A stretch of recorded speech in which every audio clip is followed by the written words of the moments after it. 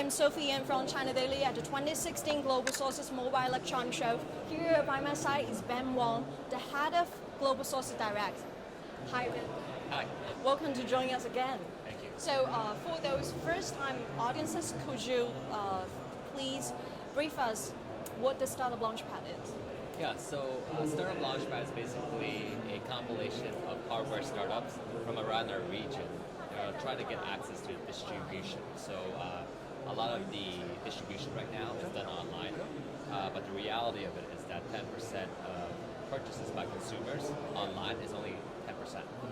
And especially for new type of products and new categories, the other 90% still comes offline. So that's kind of what we're trying to do. We're opening a platform for hardware startups to try to access distribution globally.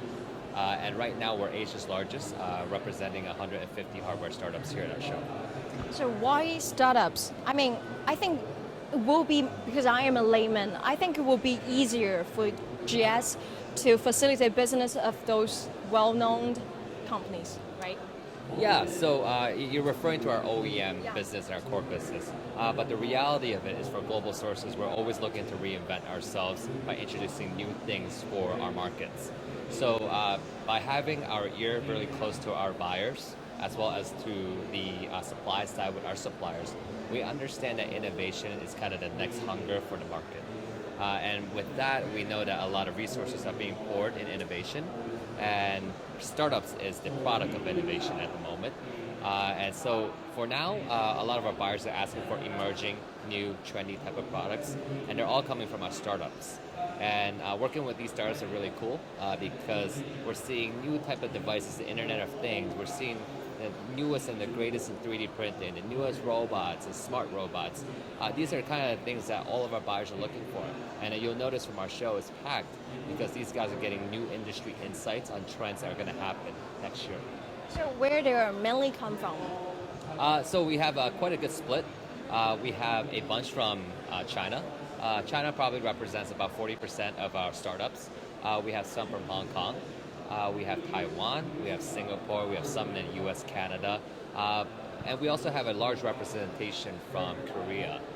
Korea this time around brought in 22 startups. So are there any common grounds and differences between those startups from different regions? Yeah, we were just talking about it with a few startups, and we can really, at the moment, categorize it. We see a lot of Chinese startups being really, really good at manufacturing. They're able to really go into the market in distribution channels and be able to kind of fit the stacked model in distribution. So as we all know, distributors and retailers, they're looking for 40 and 70% markups, respectively. Some of these startups from China are able to do that because they have the manufacturing know-how. However, the Chinese manufacturing for the startups here, they probably lack in the marketing side, where the marketing side is coming stronger from our hardware startups from the global aspect, the Western ones from Canada, the US. They tend to be a little bit better at marketing, but the downside is the manufacturing side. Their costs are a little bit too high because they haven't manufactured in China yet. Korea is really interesting. In Korea, we see a lot of kind of engineers coming from LG, Samsung, starting their own company. The technology is high end. They have the marketing pretty good, but again, the production side of it is still a little bit high. And when you talk to these startups, you're already starting to go, okay, I need to manufacture in mass in Shenzhen or in China. So there is that common denominator that a lot of these hardware guys have to move to South China to make their products. So you're actually opening a door for the Korean companies. Correct. So one of the greatest thing about this is the reason why Startup Launchpad is next to our mobile electronics show is that we also allow a lot of these foreign startups to access the manufacturing side. So if they're looking for really high quality manufacturers that can help them materialize their production, this is the place to be. So how is the innovation ecosystem in China for startups? It's quite exciting. There's a lot of new technology. When we look at kind of the software only, the payment systems that are coming in from WeChat, it's just out of the world. And the hardware side, the foundation's there, right? We know that the government's putting a lot of resources behind putting together science parks, maker spaces, we have a lot of incubation centers, we have a lot of accelerators in China. All of these pieces are required to make sure that we have an innovative ecosystem that it's going to materialize and commercialize to something, right? So I do think that China is currently, if not second to Silicon Valley, first, because they are really putting a lot of resources. We're seeing things that are happening like DJI, OnePlus. All of these guys were previously startups, and they're valued at crazy amounts because they were able to leverage the ecosystem in China. So, because you have mentioned about the Chinese government, their support for the startups. But as we all know that, even though we will not talk about public, but we know that Chinese government censorship has already put a cap on the development of some certain startups of mobile gadgets. So, how the startups can handle that?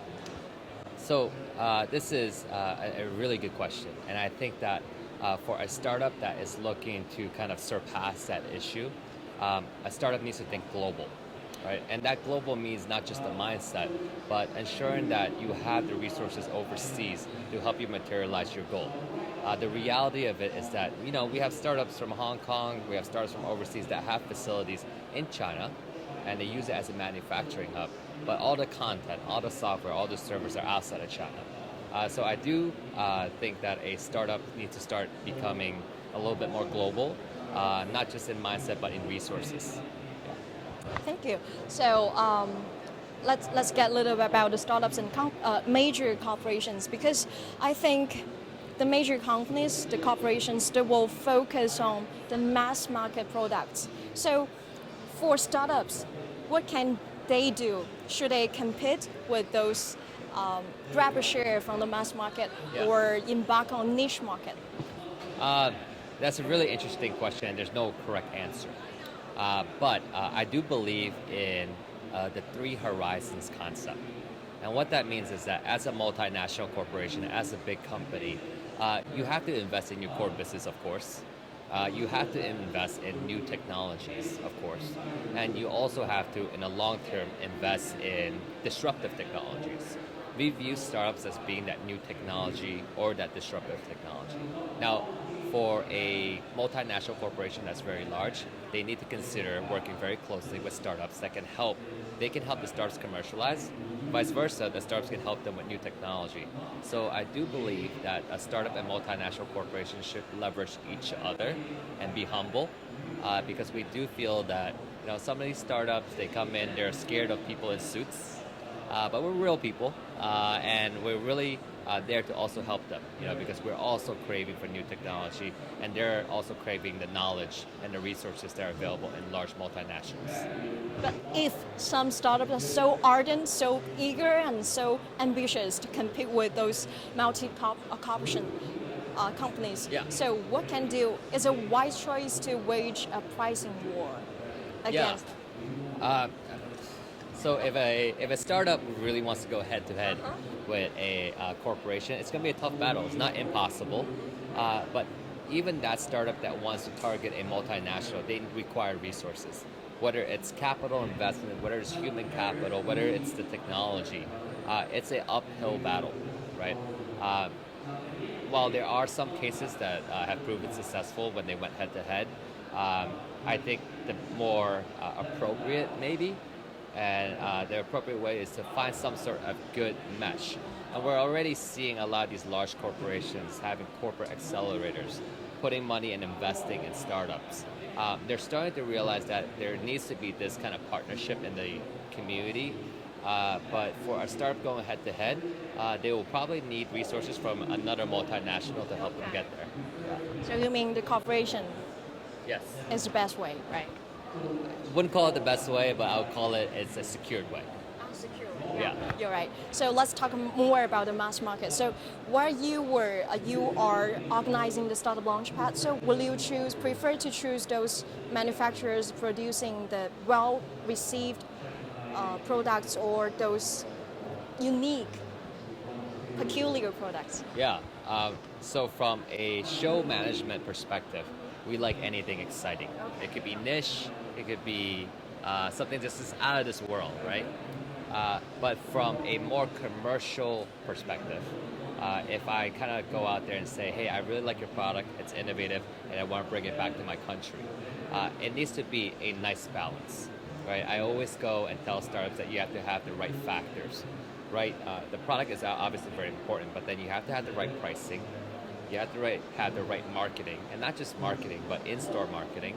Your supply chain management needs to be on point because the guys like Walmart, Target, Best Buy are very picky with your manufacturing facilities and how your processes are brought out and also your certificates. We also have to look at your packaging because packaging is super important. If you take a look at the requirements of all the big retailers, they all have different packaging requirements. And the fifth one is what other products do you have, right? Because you can come up with the first generation, but if you stick with one generation product for a year, you're kind of pushing yourself out of the market. That's why I tell startups that having an R&D department, having a department that are always reinventing or bringing in new products is very important because buyers are looking to stock their shelves with a line of your products, not just one product. So, can you enclose us the percentage of the current startup launchpad? So between the well-received products and those niche. Wow, I would say that it's a 50-50 split. Okay. So we have 50% of the startups that's ready to go on shelf right away. Manufacturer's ready, they're ready to ship. The other 50%, they're looking for assistance from the distribution market. A distributor to go in and tell them how can they make changes on their current product to be able to fit their market. For instance, maybe some of these startups that want to enter a Japanese market do not know the requirements that the Japanese market require in certificates and in the production facilities. They're very, very high. The same goes for Europe, right? So that's the other 50%. They try to gauge that market and how they can come back. And then they'll come back the next show and be ready to sell and also ship their product. That's a reasonable balance, I think. Yeah. So let's talk about the current ME show. So in your eyes, are there any cutting-edge trends or emerging trends that are golden chances for your startups? Yeah, so we're seeing a lot of Internet of Things. So any kind of hardware device, I would say about 80% of the products here today are connected to the internet somehow. So I do believe that this will continue to be the trend, that we'll see more and more devices being connected to the internet. What we'd like to see is, which is kind of that standard protocol. Is it Apple HomeKit? Is it Amazon Echo? Is it Zigbee, Z-Wave? So that should be interesting because that's kind of the battle at the moment to see which one of these protocols will the startups kind of hang on to, or will it be kind of, hey, we'll just support all the protocols that are in the market. So what would you specifically do for them to commercialize to ride on these trends? Yeah. So outside of Startup Launchpad, we call the Startup Launchpad is kind of a flagship event, right? All the startups are ready to come here and they really want to access distribution. What we do outside of that is that we have monthly training with the startups. So we'll have little workshops where we'll teach them about pricing, we'll teach them about marketing, we'll teach them about manufacturing, and then how they can get prepared for the show at distribution. So we have these workshops, we hold it in Shenzhen, we hold it in Hong Kong, just to help the community better understand distribution channels. And this is the way you keep innovating yourself, right? That we try, yeah, definitely, yes. So, am I right? This is your third time hosted Startup Launchpad. So, what's the notable achievements? So, obviously being the Asia's largest hardware trade show is one very notable achievement for us. But I think what's more important is that our startups are actually getting into distribution. We have multiple cases where startups are accessing global markets through our show. One of them is going to be in 500 stores in North America. I mean, that is just showing the community, showing their investors that their product has that marketability into that market. It can commercialize, it can sell, and it can actually have customers. That's something that a lot of startups will need for them to kind of sustain their business. A comparatively very personal question, I think. So why you spend so many years dedicated to startups? So have you any relevant experience to share with us? Sure. I had my own startup when I joined, before I joined Global Sources. failed, but then I realized the reason why I failed is because of lack of resources and experience. I felt that I was a young guy that just did not have a true understanding of my market or all the resources that were available to us. In return to the startup community, that's kind of what we're trying to do here. We're trying to build the resources and the channels available for startups, and we're continuing to look at what are we doing well? Let's make it better. What are we not doing well? Let's make a change. So those are the things that we're always looking at. So because you have been there, so you're so eager to help them out. Correct. Okay, final question. Yeah. So what's your next move towards next year's Startup Launchpad? We're looking to continue expanding. On the supply side, in terms of getting more startups, is a no-brainer. We'll continue to build that. What we're trying to do next to make it even more of value is to engage the correct buyer community to come in and look at how they can really help these startups get in the market. We have a whole marketing campaign that we're putting together so that we can access the right type of buyers, bring them here in Hong Kong next April, and then we also hope that we'll have kind of an exclusive campaign around one-on-one buyer meetings where these buyers are interviewing these startups to see if they can actually bring that product into their stores. So as a bridge between the suppliers and buyers, I have already aware that you have done a great job to deal with those suppliers. So what would you do to those buyers community? Yeah, there also needs to be some sort of education to the buyer community. Because the reality of it is that these products are not OEM products. These products are innovative, branded products that are founded by very innovative engineers and teams. So you cannot treat them as a manufacturer.